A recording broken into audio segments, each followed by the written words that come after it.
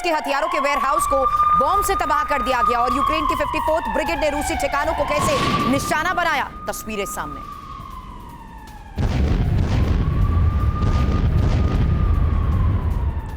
एक और बड़ी जानकारी, अमेरिकी हथियारों की ट्रेनिंग में जुटे हैं यूक्रेनी सैनिक। अमेरिका की javelin anti tank guided missile की ट्रेनिंग हो रही है। एंटी टैंक गाइडेड मिसाइल की ट्रेनिंग का वीडियो भी सामने आया है।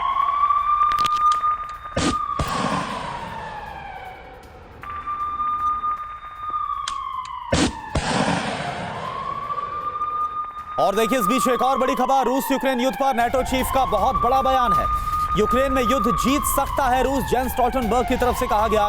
रूस की जीत दूसरे देशों के लिए हालांकि बहुत बड़ा खतरा, यह भी स्वीकार किया। यूक्रेन को जीत के लिए जो चाहिए अब उसे दे देना चाहिए। नेटो चीफ ये बोल रहे हैं, नेटो को तीसरे विश्व युद्ध से ज्यादा अब यूक्रेन की हार की चिंता है। और अगली बड़ी खबर, म्यूनिख कॉन्फ्रेंस में पहुंची अमेरिकी उपराष्ट्रपति कमला हैरिस ने मंच से रूस को ललकारा। अमेरिकी उपराष्ट्रपति ने रूस को कहा युद्ध अपराधी। Is no doubt these are crimes against humanity.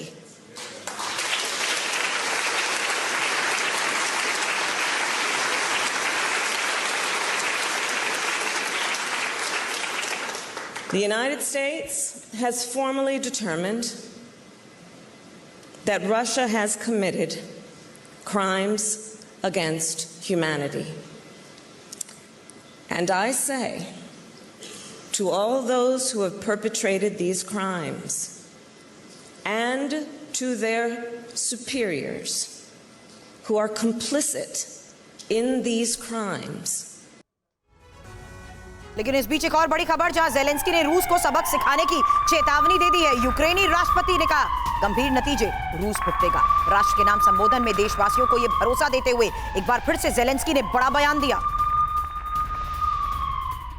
तो अब आप देखिए किस तरह से ज़ेलेंस्की की तरफ से बहुत बड़ी वार्निंग के साथ साथ यह भी कहा जा सकता है कि पुतिन को सीधे ललकारने की कोशिश की गई है। और इससे बड़ी बात जो हमने आपको इससे पहले जेंस स्टोल्टनबर्ग के बयान का जिक्र किया, जिसमें यह तक कह दिया गया है कि अब थर्ड वर्ल्ड वॉर की चिंता नहीं है, चिंता इस बात की है कि यूक्रेन इस युद्ध में हार ना जाए। यानी कि भले थर्ड वर्ल्ड वॉर हो जाए, तीसरा विश्व युद्ध हो जाए, लेकिन उसकी परवाह बिल्कुल नहीं है। तो क्या इस तरफ बढ़ रहे हालात? आइए देखते हैं कि यूक्रेन के राष्ट्रपति ज़ेलेंस्की ने राष्ट्र के नाम संबोधन में और क्या कुछ कहा है। इसे देखना समझना बहुत जरूरी है।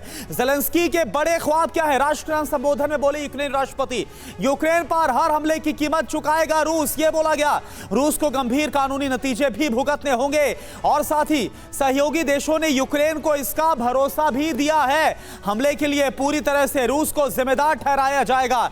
रूस ने तो हमला 2014 में ही शुरू कर दिया था, जब क्रीमिया को कब्जाया था। आतंकी राष्ट्र रूस को उसकी करतूतों का हिसाब मिलेगा। आतंकी राष्ट्र बोला गया। बड़ा सवाल क्या है? इससे जो सवाल उठ रहे हैं, क्या ज़ेलेंस्की पश्चिमी शय पर अपनी मुराद पूरी कर पाएंगे? क्या जो ख्वाब है पूरा हो पाएगा? अगला सवाल, क्या ज़ेलेंस्की पश्चिमी शय पर अपनी मुराद पूरी कर पाएंगे? तो ये वो तमाम बड़ी बातें और ये बड़ा सवाल है। सिंह सर, मेरा सवाल आपसे, इससे पहले आपने देखा कमला हैरिस का, अमेरिकी उपराष्ट्रपति का बयान, जिसमें वो वॉर क्राइम का आरोप लगा रहे हैं। जेंस स्टोल्टनबर्ग की तरफ से कहा गया थर्ड वर्ल्ड वॉर का बिल्कुल भी हमें डर नहीं है, डर है यूक्रेन की हार का। और अब ये ज़ेलेंस्की का बयान, क्या लग रहा है कि अब वाकई में जो युद्ध है वो उस विध्वंसक स्टेज की तरफ बढ़ चुका है जहां पर अब कुछ भी हो सकता है?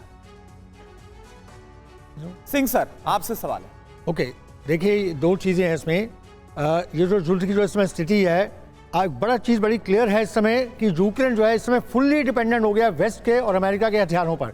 उसकी अपनी इंडिपेंडेंस खत्म हो चुकी है और ये एक बड़ी खतरनाक स्थिति है कि ना चाहते हुए भी अमेरिका और नेटो का इनडायरेक्ट रूप में यूक्रेन के पूरे उस पर कब्जा हो चुका है एक तरह से।